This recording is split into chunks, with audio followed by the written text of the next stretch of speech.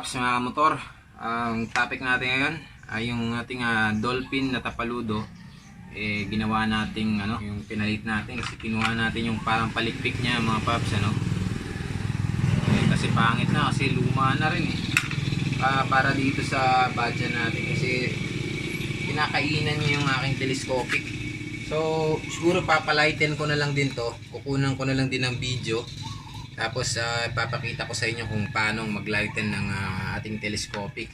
So ngayon yung ginamit natin pang cutting dito, mga Paps, ito yung cutting disc. So pipinturahan ko rin ito, mga Paps. So niliha ko na siya. Ito, niliha ko na siya. Tapos yung gagamitin nating pintura, ito. So siguro din ako gagamit ng dito ng primer, mga Paps, Kasi itong pintura na to, subok ko na to sa L2 natin na anti-gas din siya, hindi siya natutunaw sa gas. So okay na pintura din to. Bosny lang din yung brand.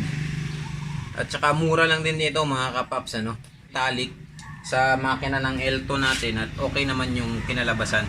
So ipintura natin siya dito at sa akin maging maganda yung resulta.